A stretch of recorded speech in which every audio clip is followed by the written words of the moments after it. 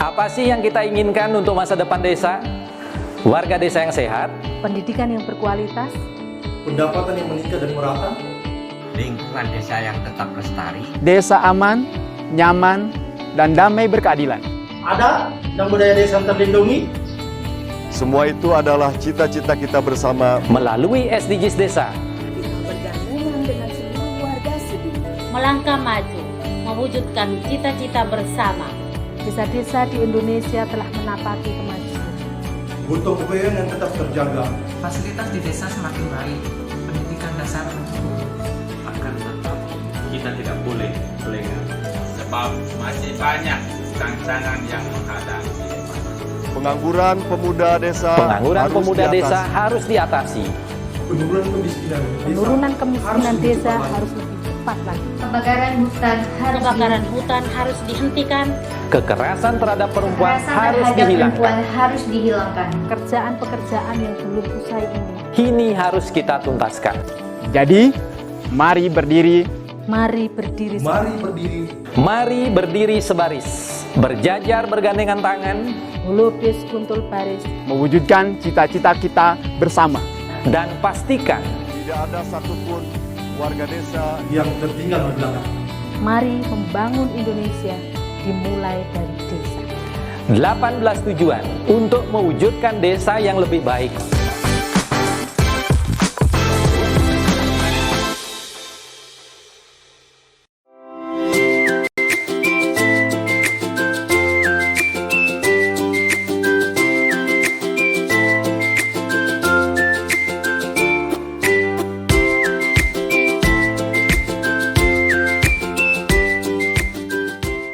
Dapatkan kabar baik dan kebaikan desa dan perdesaan hanya di TV Desa News. Unduh aplikasinya segera.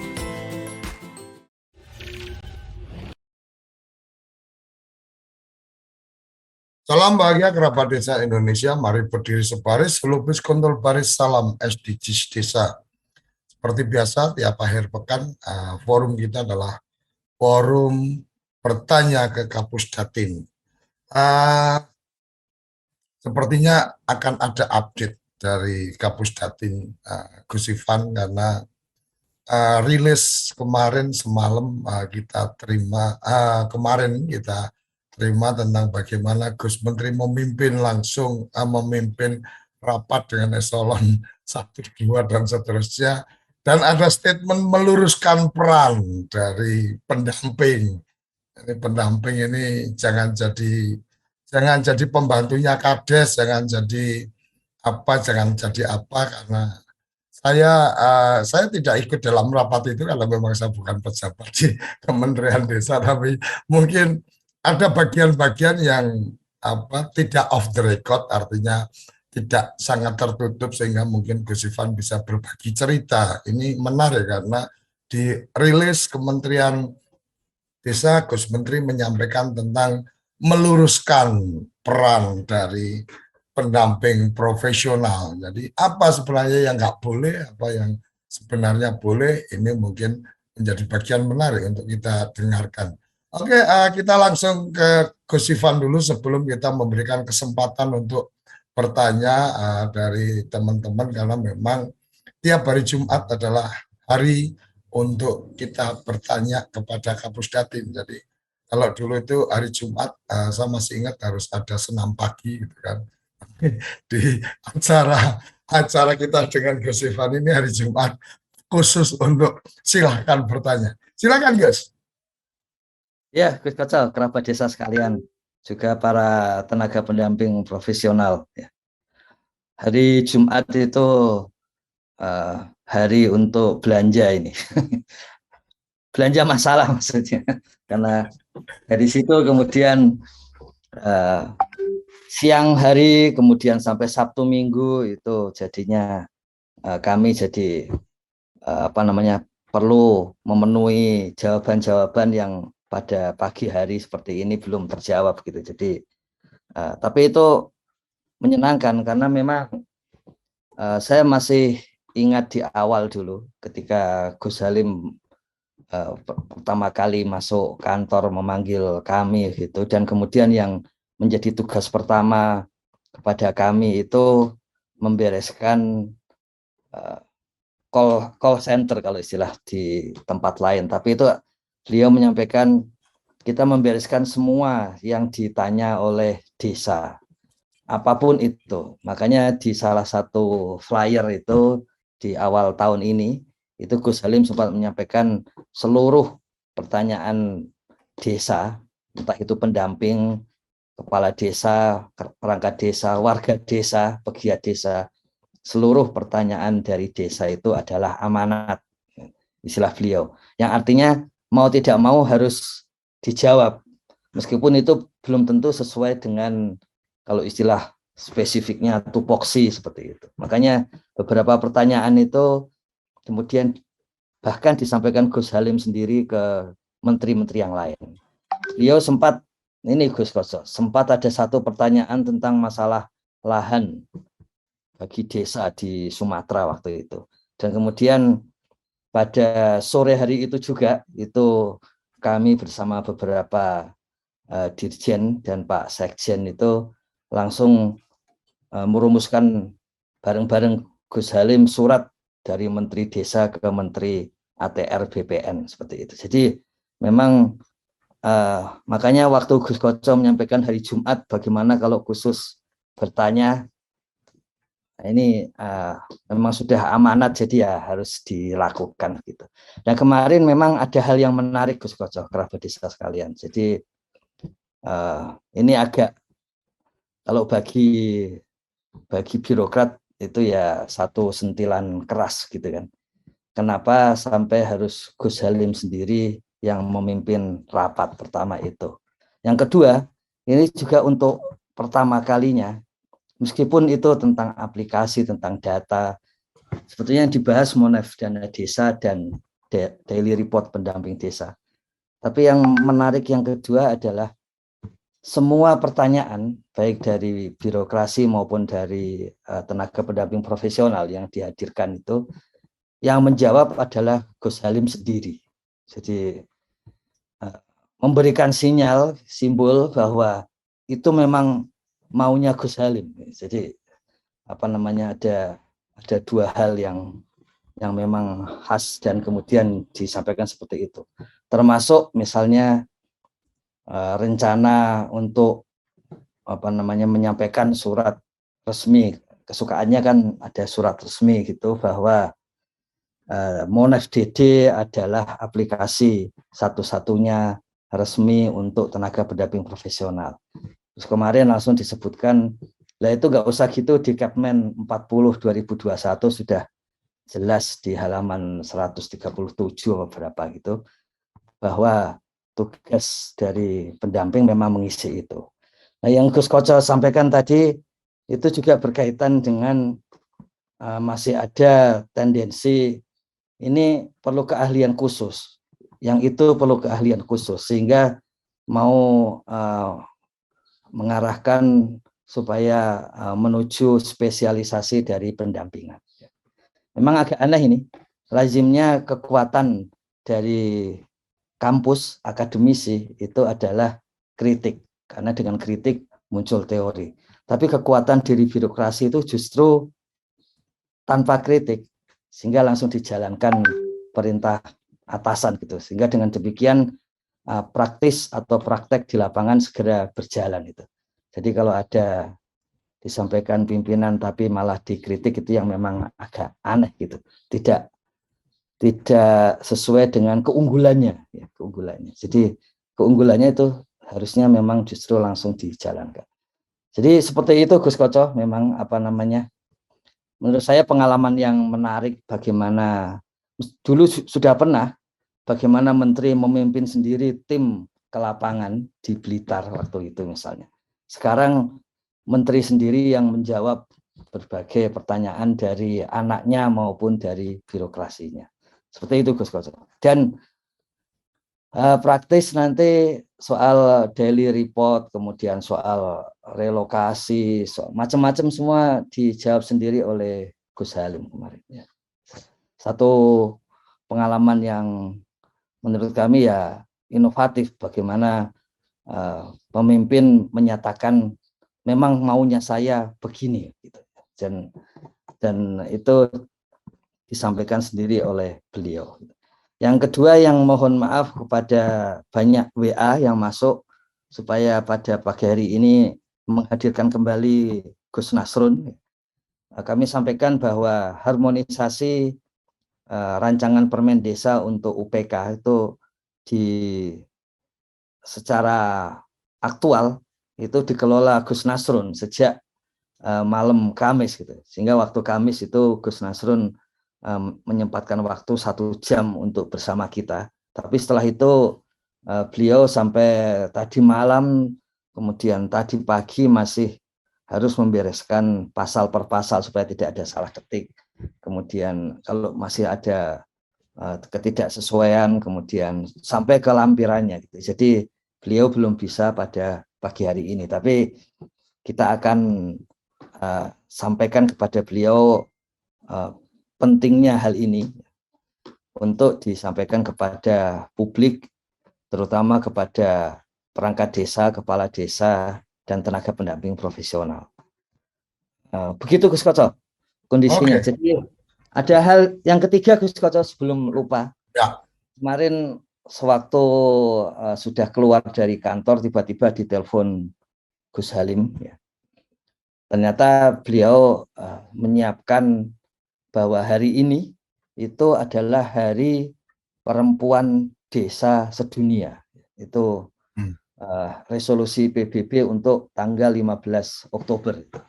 Makanya kemudian ternyata Gus Halim sudah ya waktu itu jam 5 itu, dan kemudian beliau menyampaikan supaya dicek kalau hari ini ada pemuatan. Memang beliau mengirim artikel ini ke Jawa Pos, Hari Perempuan Desa Sedunia hari ini. Ya. Jadi jangan sampai kita nggak tahu, karena kemarin saya dites juga, ini besok hari apa? Saya bilang hari Jumat. Tapi ternyata maksudnya adalah Hari Perempuan Desa Sedunia. Dan tema pada tahun ini adalah perempuan desa mengolah makanan yang baik untuk semua. Begitu ada kata kunci untuk semua, tidak ada makna yang lain kecuali bahwa itu ya berarti seperti SDGs desa. Yang Gus Koco tadi sampaikan, saya kira karena Gus Koco menyampaikan sebagai wartawan mewakili publik yang menarik seperti itu, saya kira nanti dalam misalnya daily report akan dimasukkan berita mengenai hasil rapat kemarin, termasuk soal tadi yang Gus Koco sampaikan, meluruskan tupoksi pendamping desa. Jadi supaya tidak berpikir muluk-muluk pendamping desa harus ini harus itu, padahal sebetulnya yang pokok adalah mendampingi desa secara keseluruhan gitu. Jadi kemarin ada pertanyaan, untuk infrastruktur itu sulit menghitungnya ini itu. Ditanya Gus Halim, sulitnya apa? Ini harus menghitung seperti dari tahun ke tahun selalu alasannya memang menghitung HOK itu sulit ini itu. Ya kalau sulit tinggal ditulis laporan dari desa. Pendamping harus mengukur jalan, mengukur jembatan kalau pas ada inspektorat. Ya kalau seperti itu juga nggak terlalu sulit, tinggal mengukur saja, asal ada alatnya. Seperti itu. Jadi jawaban-jawaban Gus Halim mengingatkan kita pada pemimpin-pemimpin yang praktis gitu, supaya implementasi di lapangan segera jalan. Kalau istilah Gus Koco, supaya revolusi segera jalan di lapangan gitu. Jangan terlalu banyak revolusi dalam ide tapi di lapangan. Gitu Gus Koco, kerabat desa. Oke, terima kasih. Memang kemarin dari rilis ini ada beberapa yang menarik tentang akses data, keamanan data, kemudian meluruskan tupoksi. Kalau saya lebih suka itu tupoksi run, jadi tinggal bukan hanya tugas pokok dan fungsi, tapi juga harus sadar peran gitu. Perannya harus seperti apa. Betul. Dan bagian yang lain yang tadi disampaikan Gus Ivan adalah tentang bagaimana bukan simplikasi sebenarnya, tetapi kalau almarhum bapak saya itu mengingatkan bahwa berpikirlah dengan sederhana tetapi tidak melakukan hal-hal yang sederhana. Karena beda antara cara berpikir sederhana dengan melakukan hal yang sederhana. Jadi jangan memperumit diri sendiri dengan pemikiran, oh ini nggak bisa dan seterusnya. Ya disimpelkan aja cara berpikirnya seperti yang tadi disampaikan Gus Ivan ya. Kalau disuruh ngukur ada alatnya ya tinggal diukur aja apa susahnya, bukan kemudian terlalu banyak berpikir dan tentunya oh hari orang kerja ya tinggal di googling aja udah ketemu hari orang kerja kalau di kabupaten ini berapa dan oke, sesuatu opening yang menarik dan segera saya buka kesempatan, silakan Resen untuk yang ingin menyampaikan pertanyaan karena mungkin ada hal-hal yang sangat penting untuk ditanyakan untuk teman-teman. Silakan Horio Soleh. Halo. Horio Soleh.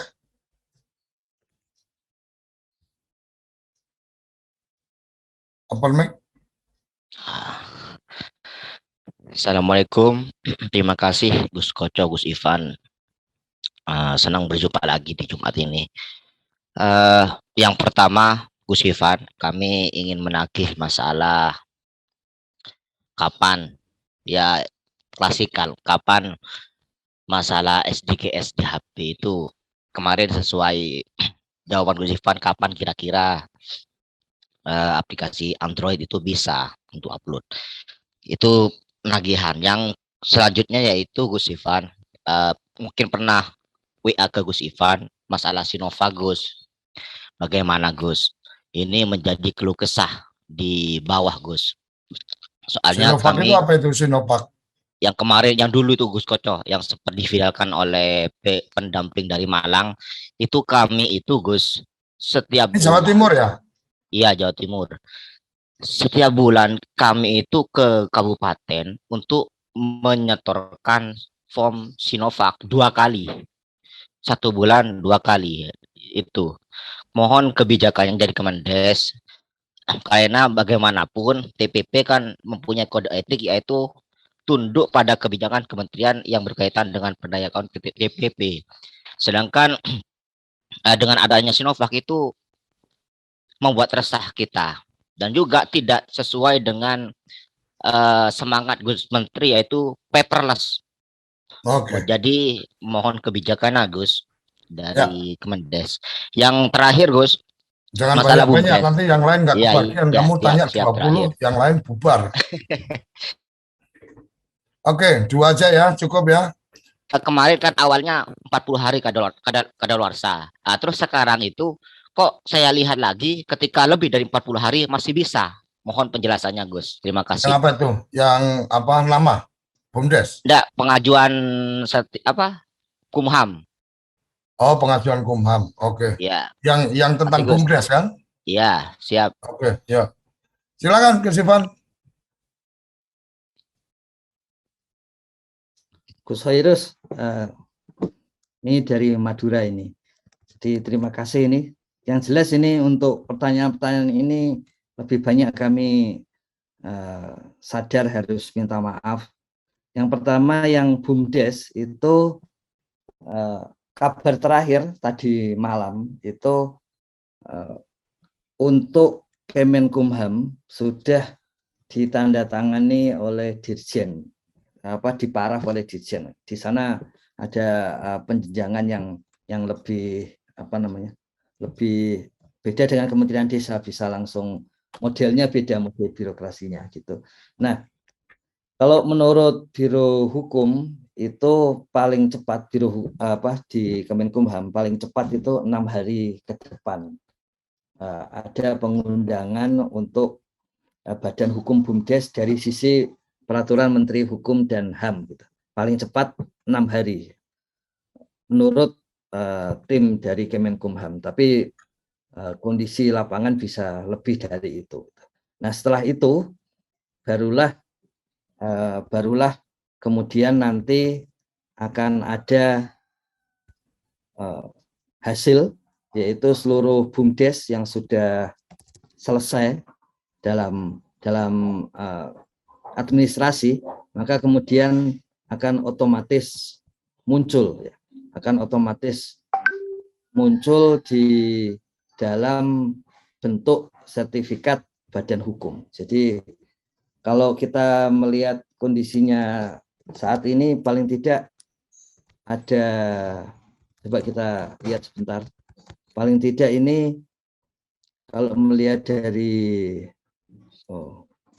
webnya ya, itu setidaknya ada 761 BUMDes yang sudah verifikasi dokumen, serta 13 BUMDesma. Ini begitu peraturan Menteri Hukum dan HAM diketok gitu, diundangkan, maka aplikasi di Kementerian Hukum dan HAM dengan Kementerian Desa otomatis tersambung dan kemudian muncul sertifikatnya ya. Sampai hari Senin ketika dicek terakhir sebelum harmonisasi yang untuk UPK ini, karena seringkali berulang bolak-balik ya antara UPK dengan BUMDes, karena sebetulnya dengan nanti juga badan hukumnya sama. Nanti bentuknya akan kira-kira seperti ini. Jadi ini versi di dalam Kemenkumham, yang bukan aplikasi yang di Kementerian Desa, tapi nanti bentuknya seperti ini. Jadi langsung ada sertifikat, kemudian itu, dan siapa yang akan mendapat adalah yang sudah selesai verifikasi dokumen. Yang kemudian Gus Hoirus sampaikan soal 40 hari kadaluarsa itu kalau menurut Ditjen Pengembangan Ekonomi dan Investasi Desa, itu banyak usulan dari WA yang masuk Sapa Desa maupun yang masuk lewat BUMDes, itu lewat web BUMDes dan langsung kepada beliau. Memang membutuhkan lebih dari 40 hari, terutama untuk kondisi saat ini, supaya jangan sampai nanti kadaluarsa padahal sebetulnya sudah siap di dokumen. Tapi yang kemarin Gus Koco sampaikan, apakah timnya sudah siap beneran apa tidak, jangan sampai desanya siap dan timnya yang belum ini. Jadi kan kalau kita lihat yang sudah siap untuk BUMDes menyiapkan, sudah MUSDes sudah menyiapkan dokumen itu 2.383. Ini yang belum final verifikasinya oleh tim di Kementerian Desa, yang final 761. Jadi yang seperti ini perlu segera. Kemudian yang 5.566 yang mendaftar nama saja, itu sebetulnya hitungan Gus Halim beberapa detik, beberapa menit, asal namanya tidak aneh-aneh, tidak sesuatu yang dilarang oleh agama, dilarang oleh negara, tidak sopan, itu sebetulnya langsung oke namanya. Demikian juga yang BUMDesma ini ada 1.000, utang 1.000 ya, untuk mengklik oke namanya. Sebetulnya seperti itu. Dulu tidak usah seperti itu, tapi karena kemudian ada kesalahan nama, ada disebut BUMDes tapi disebut ulang lagi BUMDes lagi, jadi ada BUMDes ini gitu. Maka kemudian menjadi, meskipun ada di aplikasi, tapi untuk mengklik oke-nya itu adalah personil staf di Ditjen Pengembangan Ekonomi dan Investasi. Nah yang seperti itu, kemudian pendaftaran badan hukum ini juga berarti ada 44 BUMDesma yang sudah siap dokumennya, tapi yang di akhirnya final itu baru 13 BUMDesma. Makanya karena itu kemudian oleh tim itu diminta supaya 40 harinya untuk saat ini itu di pending dulu ya, supaya BUMDes punya kesempatan untuk nanti begitu keluar Permenkumham untuk badan hukum BUMDes itu langsung banyak seperti tadi itu. Kemudian belum berlaku ya Gus, yang 40 hari. Ya itu belum berlaku. Tadinya sudah berlaku, justru sekarang di pending dulu Gus Hoirus. Supaya memberi kesempatan kepada BUMDes Gus. Seperti itu. Siap. Maksudnya seperti itu. Yang kedua, Sinovac itu seperti pernah disampaikan, Gus Halim sudah menyampaikan ke waktu itu di beberapa kali, bahkan bukan cuma sekali, bahwa supaya ditertibkan dan tidak ada tambahan atau segala sesuatu yang aturan, apalagi aplikasi selain yang dari Kementerian Desa. Itu sudah tegas disampaikan Gus Halim. Cuma kita mengetahui memang gaya kepemimpinan Gus Halim adalah gaya guru gitu. Jadi sudah ada perintah itu. Nanti kalau tidak segera dijalankan, itu tiba-tiba nanti beliau sendiri yang akan melakukan eksekusi. Sama seperti kenapa sampai muncul rapat yang dipimpin oleh Gus Halim sendiri kemarin, itu memang sudah ada perintah beberapa bulan yang lalu, ketika tidak masih ada hambatan-hambatan di lapangan, kemudian langsung beliau sendiri yang memimpin gitu. Jadi posisinya memang sudah tidak boleh ada aplikasi selain yang dari Kementerian Desa, Gus. Ya, jadi seperti itu. Sudah pasti, tinggal eksekusinya di lapangan itu.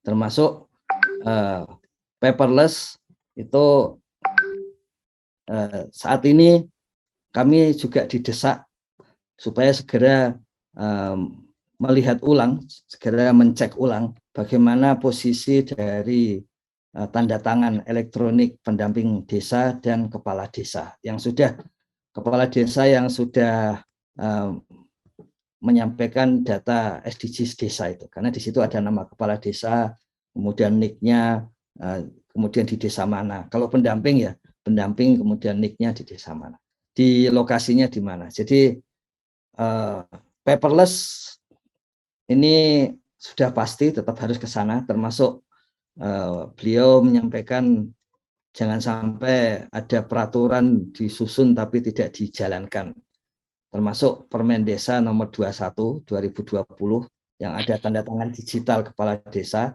serta supaya tidak usah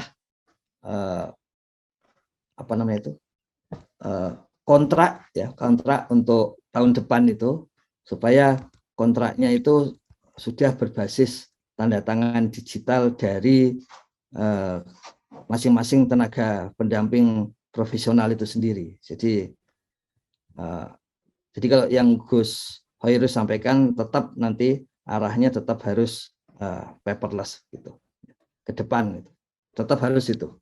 Kemudian soal SDGs yang dari HP itu kemarin juga ditagih Gus Halim langsung ke tim kami juga, jadinya bukan hanya ke kami tapi ke tim kami, supaya itu segera dibuka, karena janjinya waktu itu Agustus, kemudian molor ke September. Nah di Oktober ini sudah tidak ada sudah tidak bisa lebih banyak lagi, jadi harus dilakukan karena jumlahnya itu diperkirakan masih ada paling tidak 3 juta data. Kalau menurut laporan yang sampai ke beliau itu, ke Gus Halim itu, 3 juta data lebih yang ada di HP, di seluruh Pokja relawan pendataan desa di seluruh Indonesia. Jadi saat ini posisi terakhirnya seperti itu, Gus Hoirus. Jadi tim teknis sudah langsung ditagih beliau supaya segera keluar di Oktober ini, Gus. Seperti itu. Kemarin saya lihat kondisi terakhir mereka masuk database itu 2 hari yang lalu. Mereka sudah masuk database untuk melihat ulang database-nya dan kemudian membukanya kembali. Memang ini ada hal-hal lain yang harus diselesaikan ketika membuka Android ini, karena ada aturan-aturan baru ya. Bahkan sebetulnya untuk membuka yang dashboard SDGs itu kemarin sudah harus melaporkan kepada Kominfo. Jadi sekarang semua aplikasi baru kementerian itu harus dilaporkan. Kalau ada clearing baru bisa kembali. Kalau tidak ada clearing dari Kominfo, tidak akan ada aplikasi baru dari kementerian. Begitu Gus Hairus kondisinya saat ini. Tapi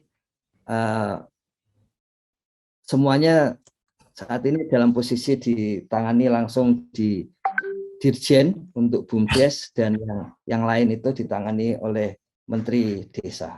Begitu Gus. Gitu Gus Kocal. Oke, terima kasih.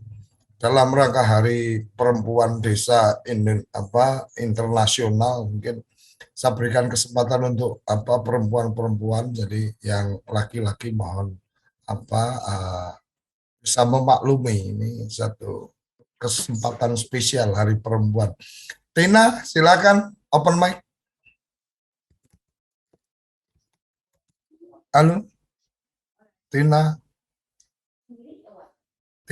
Kandaure, silakan open mic. Ya. Selamat pagi Gus Koco. Selamat pagi Gus Ivan. Nggak terdengar suaranya. Dicabut aja itu earphone-nya coba. Halo. Halo. Audionya? Ya, halo. Ya, agak kurang suaranya belum terdengar nyaring. Silakan. Suaranya kurang bagus, Gus. Ya, sayup-sayup masih boleh. Silakan. Ya, kami ini dari TPP Tanah Toraja mau bertanya, sekalian mau masukkan saja sama Gus Ivan bahwa bisakah kita kirimkan terkait kriteria-kriteria terkait kemiskinan ekstrim, karena dalam fasilitasi perencanaan di desa sering kita katakan bahwa kita akan meretas kemiskinan ekstrim, namun secara tertulis kita tidak punya apa-apa saja kriterianya. Oke. Jadi kami harap supaya dibagikan karena tidak semua TPP ikut dalam sarapan pagi setiap harinya. Oke. Itu saja, Gus. Oke, terima kasih. Ini terkait dengan kemiskinan ekstrim yang mungkin Gus Ivan perlu memberikan semacam buku pintarnya. Kemiskinan ekstrim itu seperti apa, indikatornya seperti apa, mungkin seperti itu untuk teman-teman pendamping supaya bisa melakukan pendampingan pengentasan kemiskinan ekstrim dengan cara yang tepat. Silakan Gus Ivan. Ya, Bu Tina, terima kasih ini. Jadi kemarin memang belum sempat didiskusikan bersama Gus Halim. Sebetulnya draft dari pendampingan untuk kemiskinan ekstrim itu sudah disusun, tapi kemarin rencananya mau didiskusikan, tapi waktunya sampai maghrib, menjelang maghrib.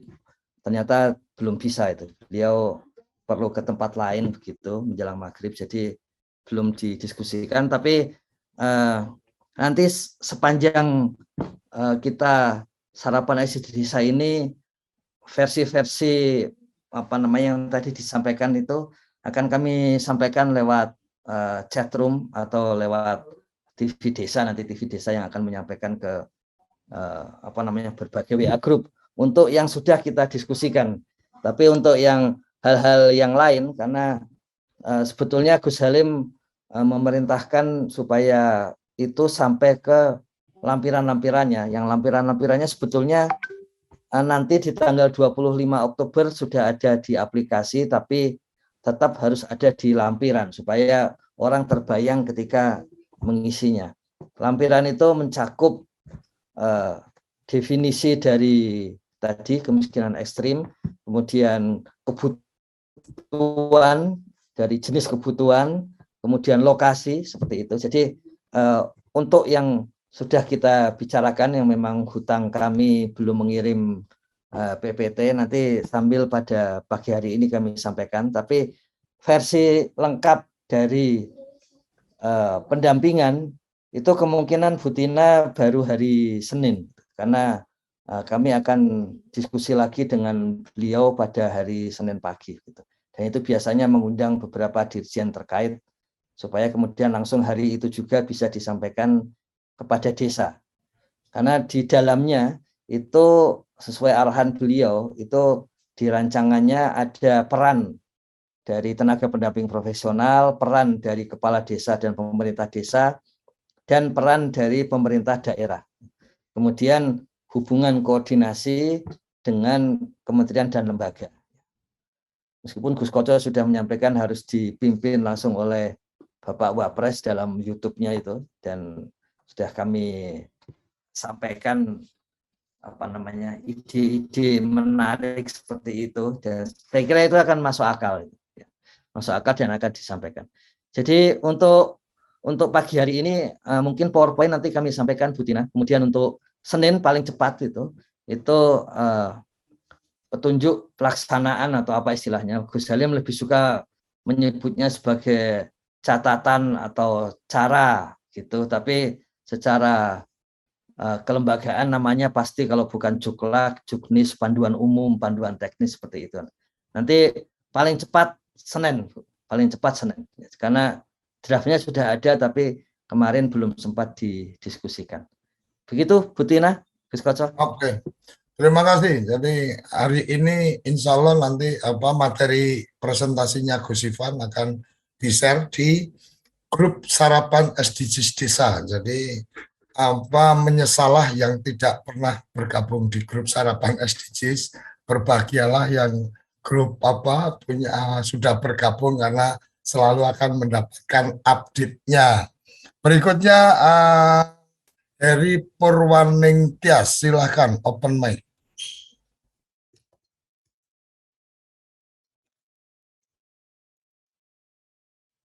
Halo, open mic dulu. Ya, iya. Silakan. Ya. Selamat pagi Bapak. Assalamualaikum warahmatullahi wabarakatuh. Salam dari desa. Ya, perkenalkan saya pendamping lokal desa dari Kecamatan Ngedusari, Kabupaten Trenggalek, Provinsi Jawa Timur. Ya. Ada beberapa hal yang perlu kami sampaikan Bapak. Pertama, kaitan dengan hari ini 15 Oktober adalah Hari Perempuan Desa Sedunia. Jadi kaitan dengan Hari Perempuan Desa Sedunia, sesuai dengan pencapaian SDGs Desa ada indikator untuk keterlibatan perempuan desa. Kami hanya ingin masukan terkait dengan tugas pokok dan fungsi kami selaku pendamping lokal desa, serta seperti yang disampaikan oleh Gus Koco kaitan dengan sadar peran, kaitannya dengan memberdayakan perempuan desa untuk sesuai tema, yaitu pendamping perempuan desa harus mengolah makanan untuk semua. Jadi apa yang akan kita laksanakan dalam proses pendampingan itu sehingga tema untuk mengangkat perempuan desa mampu mengolah makanan untuk semua itu bisa kami capai. Terima kasih Bapak. Assalamualaikum warahmatullahi wabarakatuh. Waalaikumsalam warahmatullahi wabarakatuh. Jadi kalau panggilannya bapak itu berasa kayak pejabat kita. Kalau Gus Ivan memang pejabat, kalau saya belum jadi pejabat. Silakan Gus Ivan, langsung diberikan responnya. Iya, terima kasih Bu Tias. Iya Pak. Ya saya kira mungkin nanti minggu depan kami coba minta kepada saat ini beliau menjadi staf ahli itu yang memang merumuskan beragam panduan untuk pemberdayaan perempuan desa, yaitu Pak Bito Wikantosa. Nanti kami akan undang supaya hadir di acara kita dan menyajikan berbagai dokumen yang sudah disusun, dan mungkin sebagian masih berupa draft, tapi kita sudah bisa mengetahui lebih dulu rancangan isinya. Tentu saja selalu ada disclaimer finalnya nanti setelah disetujui oleh Gus Halim atau Dirjen dari PDP Pembangunan Desa dan Pedesaan.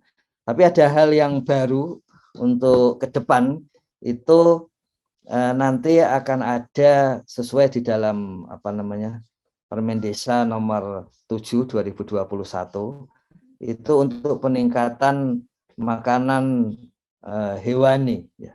Memang ada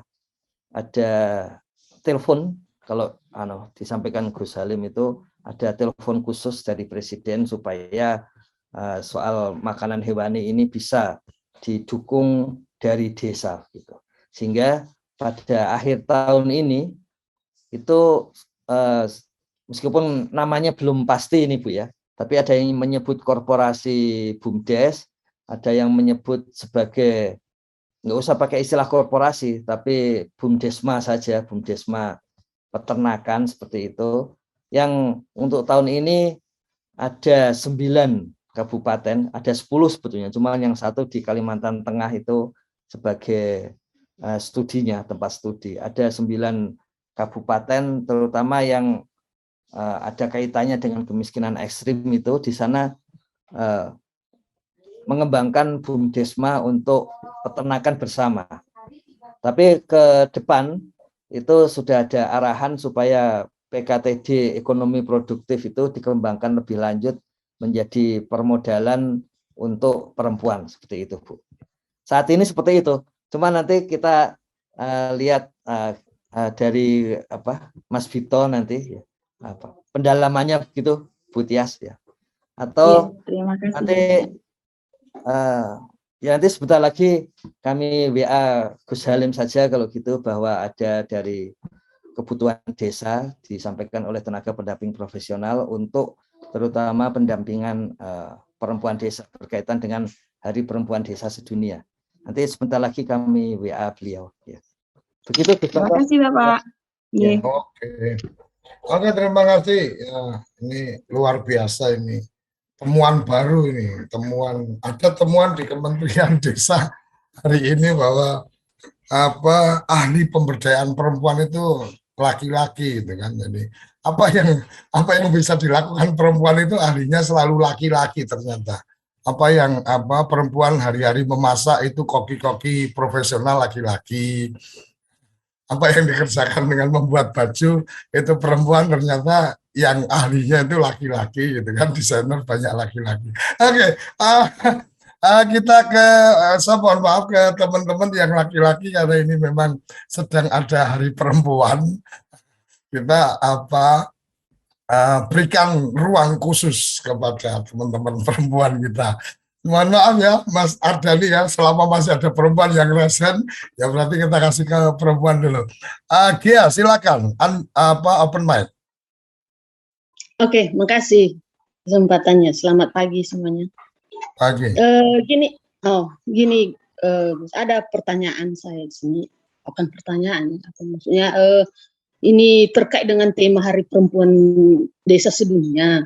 Saya kurang tahu apa isinya, tapi saya sempat dengar tadi tema terkait Hari Perempuan ini adalah mengolah makanan untuk semua.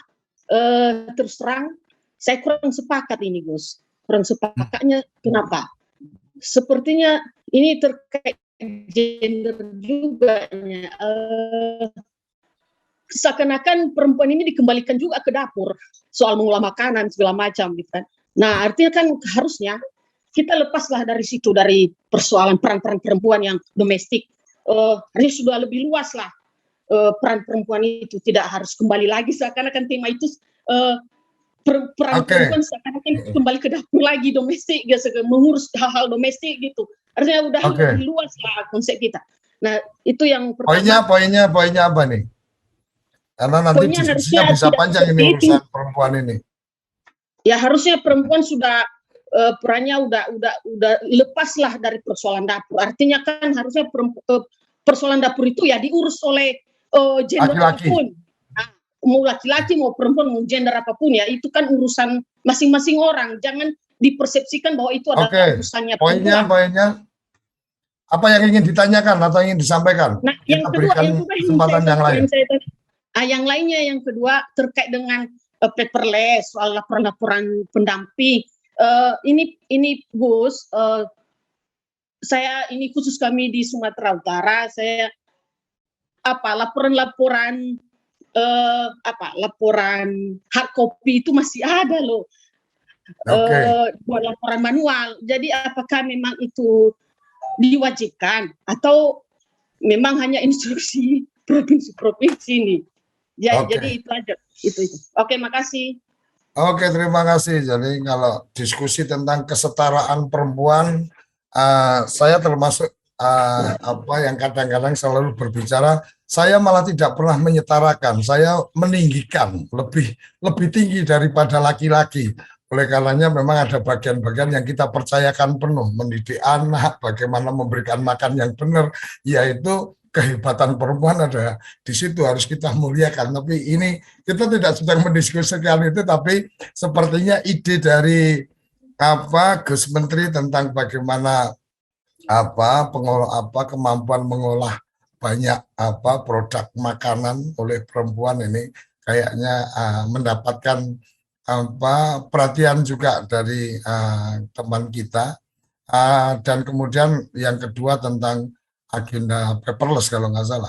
Oke, silakan Gus Ivan. Ya, terima kasih ini. Saya kira memang perlu ada yang sensitif untuk hal itu karena memang khawatirnya nanti jatuh kepada mendapurkan lagi perempuan ya. Memang meskipun konsep dapur itu di masyarakat kita itu selalu ruang bagian belakang. Kalau kita di apartemen, dapur justru pas kita buka pintu itu dapur dulu, baru masuk kamar tidur dan sebagainya. Jadi konsep dapur di depan itu konsep baru di barat, konsep kita memang dapur di belakang gitu. Sehingga ada perkembangan pemikiran yang lain seperti itu. Nah, ini mungkin yang penting adalah sebetulnya itu berkaitan dengan peran perempuan di masa pandemi COVID seperti ini, di mana secara global itu bahan pangan kita itu turun. Tidak hanya semikonduktor yang semakin sulit, tapi bahan pangan semakin sulit. Dan peran kemanusiaan bagi semua pihak itu sebetulnya adalah menyediakan bahan pangan. Sebetulnya arahnya seperti itu. Bahwa kemudian ada di bagian perempuan pedesaan, tentu saja benar masih ada pandangan-pandangan bahwa di desa itu lebih banyak pertanian. Meskipun di desa di Indonesia itu ternyata jumlah warga desa yang bekerja sebagai petani tinggal 58% dari jumlah penduduk desa di Indonesia. Jadi itu juga menunjukkan semakin mengkhawatirkan posisi pangan kita, kecuali kita setuju dengan pangan-pangan yang dibuat melalui mutasi genetik gitu. Yang kalau seperti itu persoalan pangan tidak akan terlalu besar. Kemudian soal laporan hard copy, ini sebetulnya ada satu kepentingan PPK karena waktu itu ada inspektorat menanyakan bagaimana kalau dibutuhkan hard copy dan kemudian di situ ada foto dari kunjungan lapangan seperti itu. Sebetulnya tujuannya hanya untuk PPK. Jadi kalau yang lain-lain tidak pakai hard copy, hanya untuk tujuan PPK untuk memberi honor. Itu artinya nanti itu juga sama. Kalau tenaga pendamping profesional sudah mendapatkan tanda tangan elektronik untuk masing-masing pendamping, maka yang hard copy termasuk untuk PPK dan inspektorat sudah tidak dibutuhkan. Tetapi selama belum mendapat tanda tangan elektronik, itu pihak inspektorat menyampaikan ada kekhawatiran kalau kemudian nanti di tahun depan itu ada temuan berkaitan dengan pemberian honor, dan dari bulanan dari Kementerian Desa kepada para tenaga pendamping profesional. Sebetulnya alasannya seperti itu, Bu. Jadi kalau selain untuk honor itu sebetulnya sudah tidak perlu lagi. Dan mungkin perlu kami sampaikan karena ada pertanyaan di chatroom sekalian gitu, bahwa untuk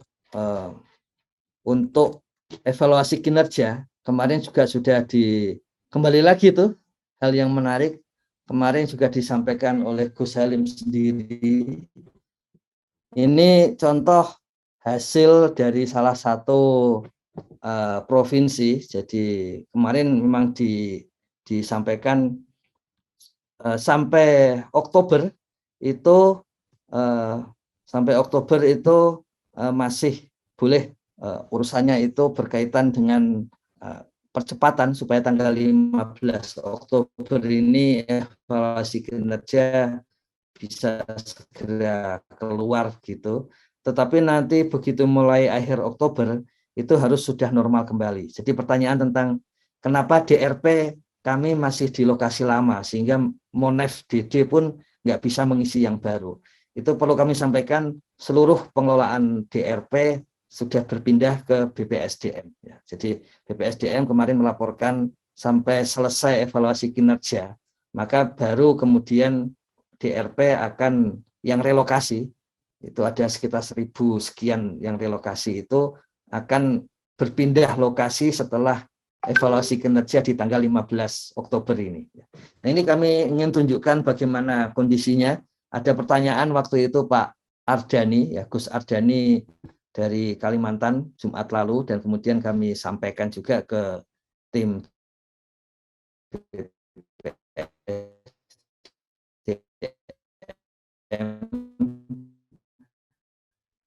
memang benar bahwa sampai Oktober koordinator provinsi yang menilai semua. Tapi setelah itu nanti bisa Gus? Ya. Nanti putus-putus. Ya, sorry.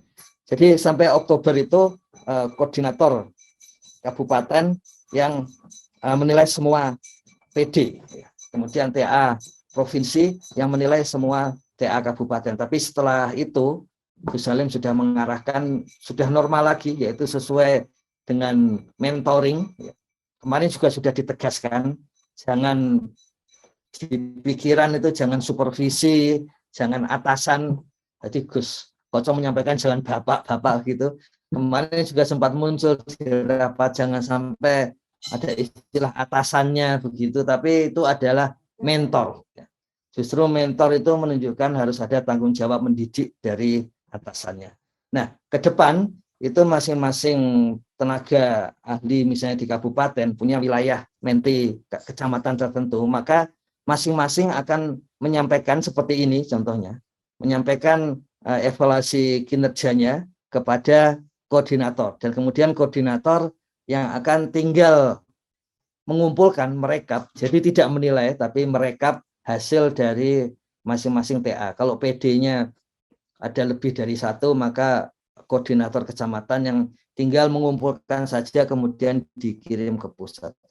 Nah, ini yang menarik hanya untuk bayangan kita, ini mulai Juni itu menggunakan DRP, evaluasi kinerja bulanan, selesai semua ya. Kemudian ada skor rata-rata. Jadi jangan terlalu khawatir dengan kondisinya. Misalnya ini kalau kita lihat misalnya ini sebagai contoh saja, itu mungkin ada 1 bulan yang nilainya pas kurang bagus ya, gitu. Misalnya di sini kalau kita lihat sempat ada yang D misalnya gitu, atau ada yang C. Nah, tapi nanti ada rata-rata selama setahun.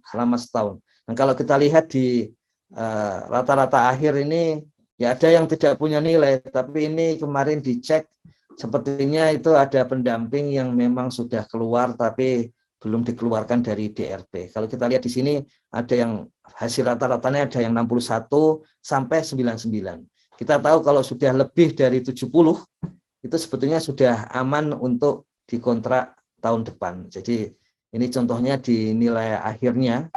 Kalau kita lihat di sini yang D ini tidak usah dilihat karena itu kemungkinan memang pendampingnya memang sudah keluar, sudah resign tapi masih tercantum. Tapi sepertinya kalau melihat kasus di sini hanya ada 6 TPP yang perlu untuk meningkatkan kinerja dalam 2 bulan terakhir, ya, sesuai Kepmen Desa 40 2021. Sisanya yang A dan B itu di bulan November itu sudah dipastikan dikontrak untuk tahun depan.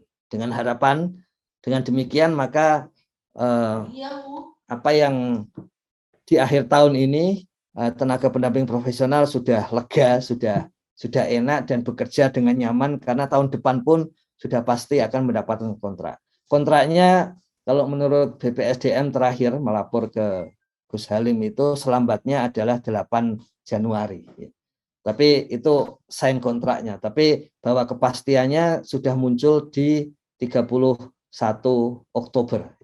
Nah, jadi ini untuk memberikan gambaran bahwa kalau melihat kondisi Monef evaluasi kinerja pada saat ini sepertinya akan sangat aman bagi para pendamping. Kemarin dalam rapat juga sempat diusulkan supaya diturunkan jadi 50 dan Gus Halim sekali lagi menjawab itu mau saya supaya menunjukkan Halo Gus. Ya. Lanjut Gus. Ya. Maaf ini menggunakan 3 network tapi 3-3-nya mungkin karena produknya dari perusahaan yang sama. Ya, jadi melihat kondisi per kemarin itu memang sepertinya relatif aman bagi tenaga pendamping profesional seperti harapan Gus Halim untuk menyampaikan untuk terkontrak lagi di tahun depan. Dan kemarin sudah dipanggil kembali Biro Perencanaan dan beberapa pihak begitu untuk memastikan bahwa istilah beliau ini harus all out untuk kenaikan gaji PLD di tahun depan gitu. Kemudian tahun depan baru kemudian naik untuk kenaikan PD gitu. Jadi seperti biasa beliau akan mulai dari golongan yang terbawah supaya itu yang diperhatikan lebih dahulu gitu. Jadi seperti itu Gus Koco sambil menjawab yang ada di chat room. Oke ya ini harapan yang di awal tahun. Ya. Silakan Gus. Iya, jadi yang di awal tahun perencanaan sepertinya akhir tahun ini sudah mulai sedikit demi sedikit sudah terimplementasikan. Seperti itu Gus Koco. Oke, terima kasih. Ini berasa sudah di penghujung tapi kayaknya kita berikan satu lagi kesempatan. IMC silakan open mic dan mohon maaf teman-teman yang lain karena memang waktu kita cuma sampai jam 7 ya Gus? Iya Gus. Oke. Maaf ini. Langsung. Oke, silakan ini terakhir IMC. Oke. Assalamualaikum. Selamat Hari Perempuan ya. Yang pertama langsung Gus Ivan ini menanyakan langsung pesan dari nagari atau desa yang sudah sering berulang-ulang nih Gus. Piagam SDGs karena di Damasraya ini ada satu nagari dampingan saya progresnya cukup bagus. Itu sebelum 31 Mei sudah terinput semua Gus.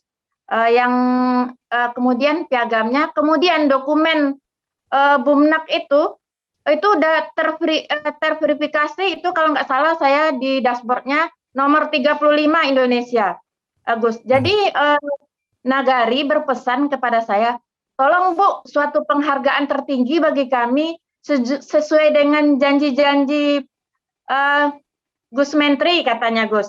Jadi ini merupakan suatu motivasi bagi negara lain Gus. Karena di web gitu Gus. Kemudian Gus di Bumnak satu dampingan saya ini sudah 1 bulan Gus untuk verifikasi nama, belum juga saya tengok di dashboard masih pengajuan Gus. Mungkin itu saja. Sebetulnya banyak pertanyaan yang lain karena sudah akhir. Sekian. Assalamualaikum warahmatullahi wabarakatuh. Waalaikumsalam. Oke, terima kasih. Mungkin kalau memang sudah ada 100 atau berapa nama desa yang layak mendapatkan apresiasi tapi mungkin belum mendapatkan secara langsung. Bisa juga nanti kita bikin event spesial 100 yang menyelesaikan pertama itu kita undang khusus di forum sehingga kepala nagari, kepala desa, raja, kuwu atau apapun itu bisa langsung tampil di TV desa. Boleh Gus, silakan Gus kalau memang akan dimanfaatkan forumnya. Jadi apresiasi untuk yang sudah menyelesaikan ini kayaknya ditunggu-tunggu juga ini sertifikatnya. Silakan Gus Iwan. Sekaligus langsung closing.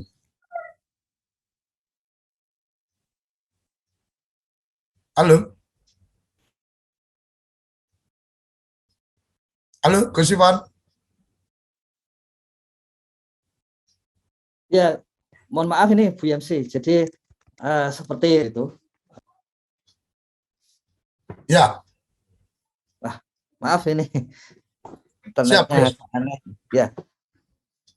Minggu lalu kami sudah menjanjikan seminggu untuk itu. Kami sudah sampaikan ke Pak Yusra sebetulnya, tapi saya kira ini sudah mendesak. Gus Halim pengen menyelesaikan semua utang-utang itu di bulan ini. Mungkin nanti sekali waktu jika sudah tidak memungkinkan nanti tim dari Kementerian Desa akan bergerak bersama-sama.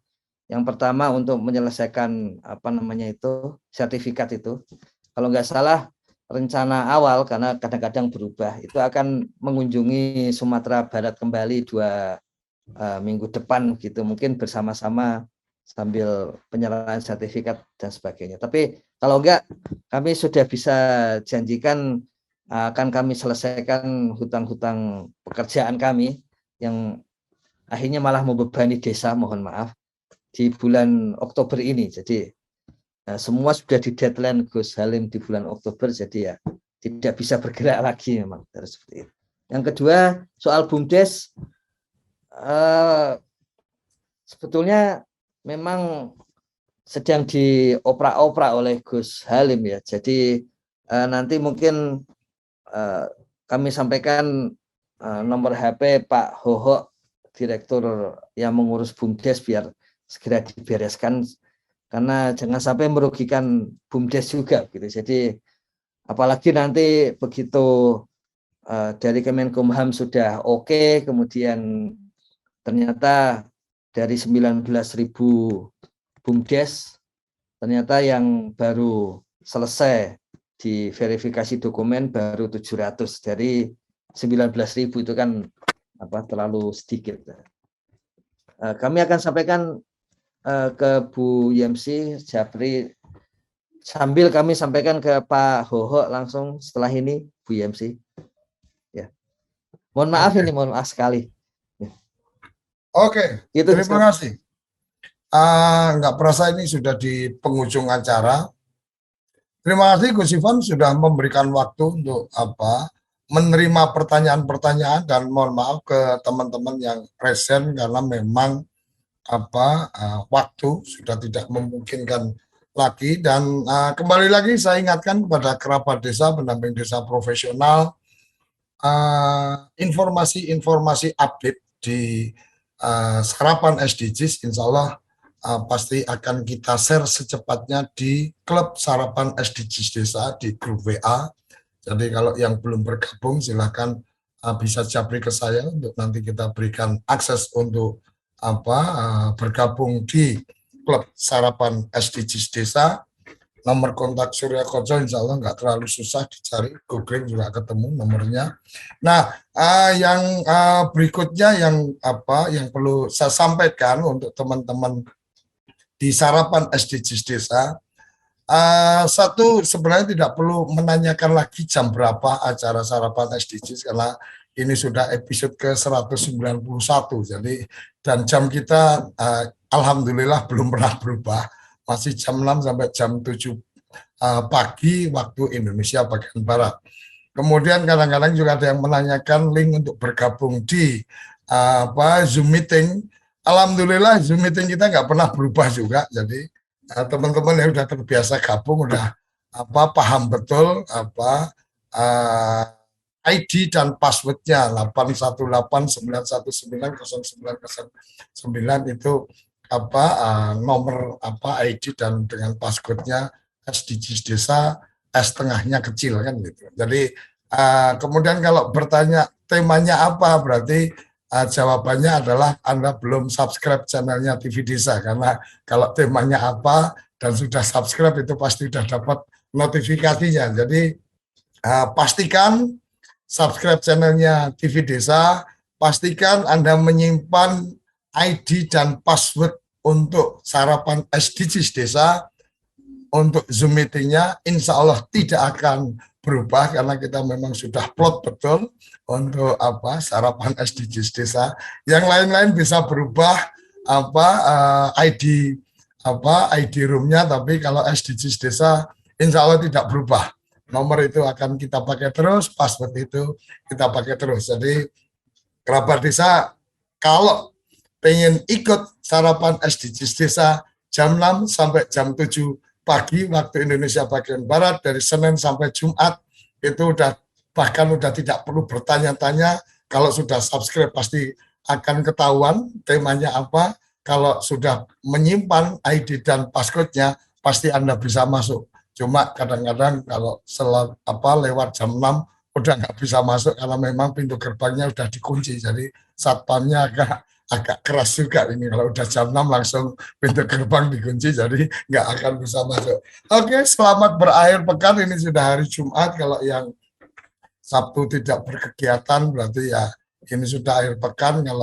Kalau Sabtu masih berkegiatan ya berarti malam minggu akhir pekannya di Sabtu. Dan malam minggu besok insya Allah kita akan membedah tentang transformasi XPNPM bersama salah satu tokoh atau salah satu yang memang terlibat dari awal tentang UPK PNPM, dan sepertinya dari tulisan yang saya baca sangat memahami betul bagaimana transformasi ke badan usaha milik desa. Jadi jangan kelupaan Sabtu malam minggu untuk yang nggak ada acara jalan makan bersama atau jalan-jalan bersama keluarga, boleh 19.30 sampai 21.00 waktu Indonesia bagian Barat. Sampai di sini, salam bahagia kerabat desa Indonesia. Mari berdiri sebaris, solo base control baris. Salam SDGs Desa, salam desaisme. Terima kasih. Apa sih yang kita inginkan untuk masa depan desa? Warga desa yang sehat, pendidikan yang berkualitas, pendapatan yang meningkat dan merata, lingkungan desa yang tetap lestari, desa aman, nyaman, dan damai berkeadilan. Ada dan budaya desa terlindungi. Semua itu adalah cita-cita kita bersama melalui SDGs Desa. bergandeng dengan seluruh warga sedunia. Melangkah maju, mewujudkan cita-cita bersama. Desa-desa di Indonesia telah menapaki kemajuan. Gotong royong yang tetap terjaga. Fasilitas di desa semakin baik, pendidikan dasar mencukupi. Akan tetap kita tidak boleh lengah, sebab masih banyak tantangan yang menghadapi. pengangguran pemuda desa. Harus diatasi. Penurunan kemiskinan desa harus lebih cepat lagi. Kebakaran hutan harus dihentikan. Kekerasan terhadap perempuan harus dihilangkan. Pekerjaan-pekerjaan yang belum usai ini harus kita tuntaskan. Jadi, mari berdiri. Mari berdiri. Mari berdiri sebaris. Berjajar bergandengan tangan. Melukis kuntul baris. Mewujudkan cita-cita kita bersama. Dan pastikan tidak ada satupun warga desa yang tertinggal di belakang. Mari membangun Indonesia dimulai dari desa. 18 tujuan untuk mewujudkan desa yang lebih baik.